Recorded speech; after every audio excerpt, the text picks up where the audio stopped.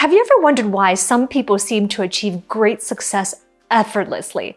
In this video, what I want to share with you are 3 mindset principles that all successful career professionals have so that you can cultivate them and achieve your own success. And therefore, you never have to say, if I only knew again. And one of those principles even involves a wine glass. First of all, what is a mindset? A mindset is a person's beliefs or attitudes towards a situation or an area of life. So this means you can have a mindset about something that just is happening at work. You can have a mindset around your chosen vocation in life. You can have mindsets about any area of your life or situation that you've been observing. So when it comes to mindsets, mindsets influence your beliefs, they influence your thoughts and perspectives, and they also include your values. And as a result of values, beliefs, and perspectives, that goes on to influence your thought patterns and therefore your feelings that come up as well, and therefore your behaviors. And if you've heard me speak about human values and core values, that also is very similar to values with the respects that whenever you have a certain value structure that you adhere to in life, your value structures are going to influence directly and very much is going to shape your thoughts, your feelings, and your behaviors as well. So let's go into this when it comes to what are the 3 mindset principles that every successful career professional has. Let's dive deep into it. That's starting with number 1. Mindset principle number 1. The most perfect and hidden barrier to learning anything is the thought that you already know it. There is so much out there on social media and in the news about how learning is important, and so much talk about the growth mindset as well. The growth mindset is the belief that our potential is not fixed, and we can expand our potential through learning and through acquiring different areas of knowledge and through effort as well.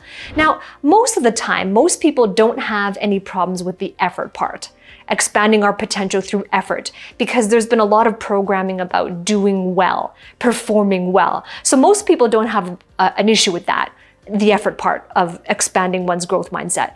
But when it comes to the other part of it, the learning part of it, this is where we have a lot of subconscious barriers to learning. Because there's this belief that as soon as we are listening to a seminar, we're listening to a podcast, we're listening to a YouTube video maybe, and we hear something that sounds familiar, the subconscious part of our brain, there's a voice in there that says, well, I've heard this before. I already know that. Or this sounds similar to something I heard somewhere else. And so as a result of that, there is a shutting off of the openness of our minds when it comes to learning. There's a quote by Mark Twain, a very wise quote that says, "What gets us in trouble is not what we don't know, it's what we are sure of that just ain't so." Now, there is a pervasive yet unintentional habit of consumption where we are consuming as much information as we can from YouTube, from podcasts, from courses, from seminars, and so on. We have a habit of consuming and trying to take up as much information as we can, retain it, to remember it as much as we can for the chemical rush that gives us, and a sense of accomplishment, a sense of productivity, a sense of moving forward in momentum. It gives us that chemical rush. But the dangers of doing so is that we are trying so hard to encapsulate all the information we've learned. And that's what gives us the assumption that, hey, I already know this already. And when we hear something that's said in a similar way, or something that causes us to remember something we heard in a completely different arena, our subconscious mind goes, I already know this. It's similar to something I've heard before, right? And that's where it comes back to, that's not what gets us into trouble. It's not about what we don't know. It's about what we think we know that just isn't so. So rather than making an assumption and saying, well, I already know this, so I don't need to go any further, I don't need to learn any further because I already know it, that is now the perfect barrier to learning. So instead, approach learning from a beginner's mind.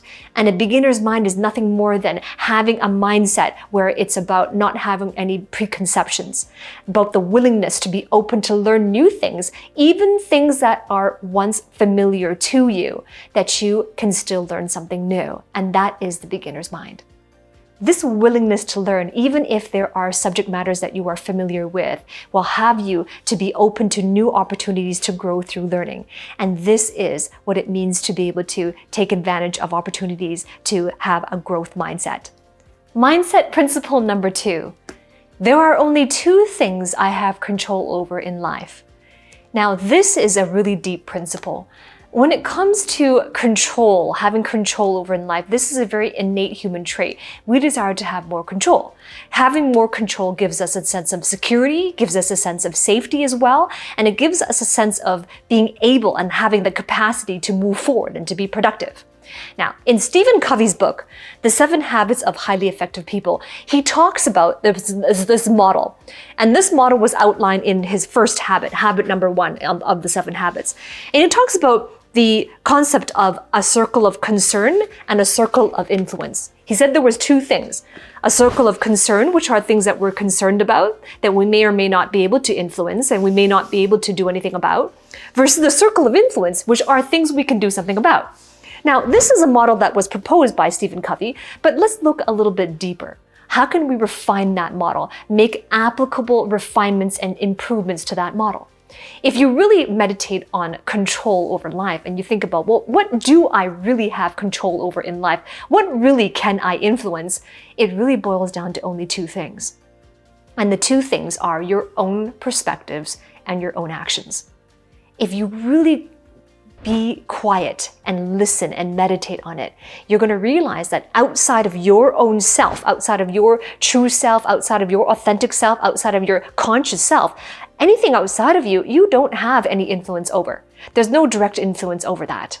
Because you can't control other people's thoughts, what they say to you, how they respond to you. You can't control the weather. You can't control political systems and how the world makes decisions, the economy, the movement of markets, industries, and what happens there, what goes on in businesses. None of it outside of us we have control over. And let's look at inside of us. Inside of us, we don't control when our heart beats, when it skips a beat, when there's palpitations. We can't control the way that our blood flows. And if there are pinches in our nervous system, we can't control our inner workings of our physiology. So what can we control? It really comes down to those 2 things, our own perspectives and our own actions. Now, this might feel very depressing because there's only 2 things in all of life that I can control. But I submit to you that these 2 things alone are more than enough. They are extremely powerful, that when you understand how to control these 2 things, then you can achieve the goals that you desire most in all areas of your life, including your career and other areas of your life as well.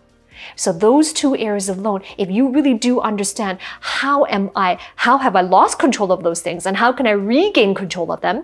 Or if you do have some sense of control over your perspectives and your actions, how can I have even a more understanding on how to have self-governance? Self-governance is control over those 2 things.